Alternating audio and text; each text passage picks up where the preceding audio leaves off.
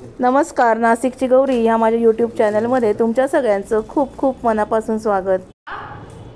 चला सगळ्यांना शुभ संध्याकाळ।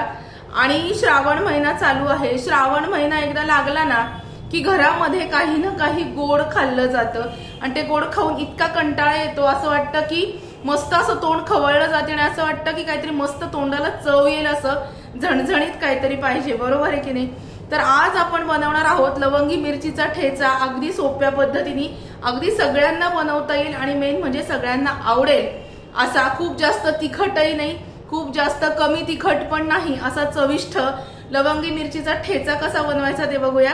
अगदी सोप्या पद्धतीने दाखवते, व्हिडिओ पूर्ण बघा। चला, लवंगी मिरचीचा ठेचा ऐकलं नाव ना तरी सुद्धा तोंडाला पाणी सुटतं। कसा बनवायचा तरी बघा, 15 ते 20 लवंगी मिरच्या, 2 लसणाच्या पूर्ण कांड्या सोलून घेतलेल्या आहेत, 2 चमचे जिरे आणि 1 वाटी भाजलेले दाणे, एवढं लागणार आहे। चवीनुसार मीठ।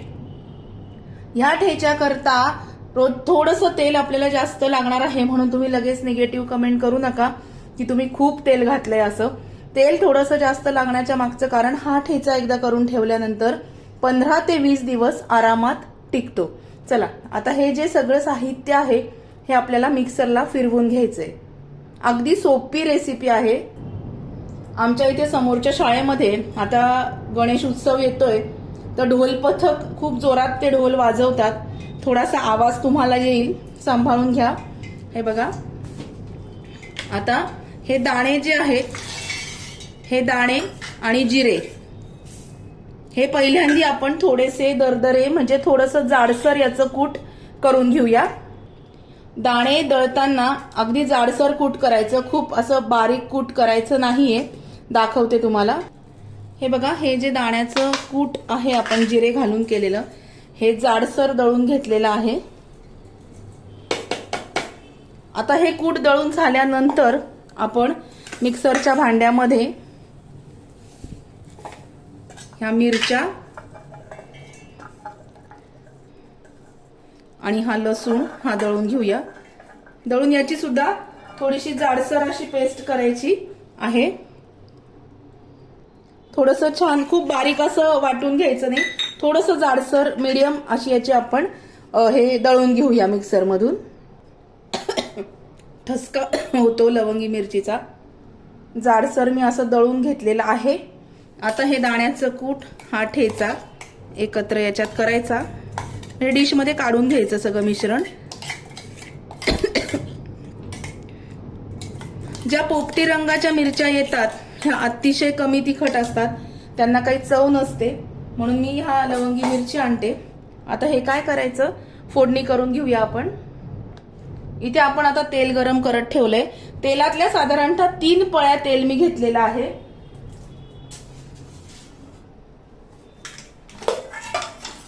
आता आपण फोडणी करून घेऊया। मोहरी, एकदम सोपी रेसिपी आहे पण चवीला फार भन्नाट लागते, नक्की करून बघा। आपण जो वरण भात खातो की नाही रोज, त्याच्याबरोबर हा ठेचा लावून खाल्ला तरी छान लागतो, कढी भाताबरोबर लावून खाल्ला तरी चालतो, पोळी बरोबर लावून खाल्ला तरी सुद्धा चालतो, खिचडी बरोबर तर अति छान लागतो। हिंग, हळद, हे झाल्यानंतर हे जे आपण वाटण केलेलं आहे हे वाटण याच्यामध्ये घालायचं।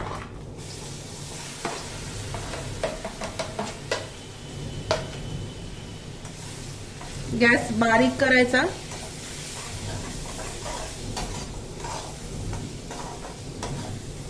हे बघा, आणि आता मीठ घालूया आपण याच्यामध्ये, अंदाजाने मीठ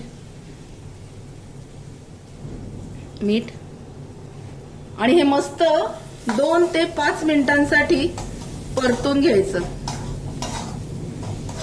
ठेचा खूप सुंदर लागतो, कमी तेलामध्ये सुद्धा होतो। तेल जास्त वापरणं अर्थात शारीरिक दृष्ट्या चांगलं नाहीये, पण या ठेच्यामध्ये रोजच्या पेक्षा अगदी कळत न कळत थोडंसं तेल घातलेलं आहे। तर हे तेल आपण याच्यामध्ये घातलं ना की याचा जे काही हे आहे हे टिकतो, महिनाभर 15 ते 20 दिवस आरामात डब्यामध्ये राहतो। तुम्हाला जर असं वाटलं की वातावरण थोडंसं दमट आहे तर तुम्ही डबा बंद करून एअरटाईट डब्यामध्ये फ्रीजमध्ये सुद्धा ठेवू शकता. आरामात 20 ते 25 दिवस लगभग महिनाभर हा ठेचा खूपच छान राहतो. मीडियम गॅस करायचा आणि असा छान खरपूस हा ठेचा परतून घ्यायचा आहे आपल्याला. हे बघा, म्हणून मी थोडंसं तेल जास्त घातलेलं आहे, रोजच्या पेक्षा थोडं जास्त आहे. खूप सुंदर लागतो. काय होतं, सकाळी डब्याला एखाद्या वेळी भाजी नसते, कंटाळा येतो, पटकन उठायला उशीर होतो, तर ठेचा पोळी आपण नेऊ शकतो डब्यामध्ये.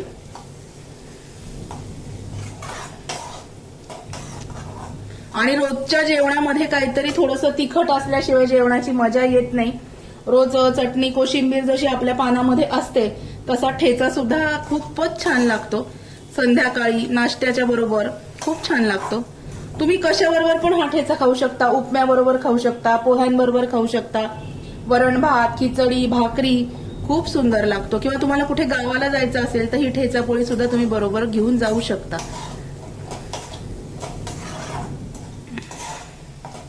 हे बघा, मस्तपैकी ठेचा परतून घेऊया.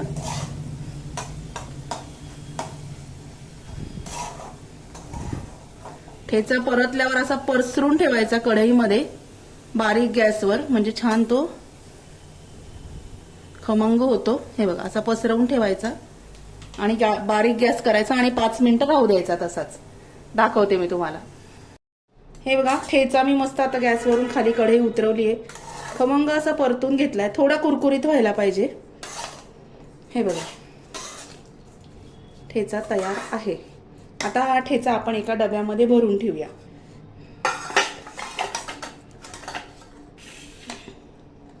आणि जेव्हा तुम्ही ठेचा भरता तेव्हा प्लीज तुम्ही प्लॅस्टिकचा डबा वापरू नका, स्टीलच्या डब्यामध्ये ठेवा. प्लॅस्टिक आणि ॲल्युमिनियम शक्यतो नाही वापरू, म्हणजे मग कारण आपल्याला हा जो ठेचा आहे हा महिनाभर टिकतो ना. मग प्लॅस्टिकमध्ये नाही ठेवायचा, शक्यतो स्टीलच्या डब्यामध्ये स्वच्छ घासून डबा कोरडा करून मगच ठेवायचा आहे. पाण्याचा अंश राहता कामा नये, नाही तर मग खराब होतं ना. हे बघा,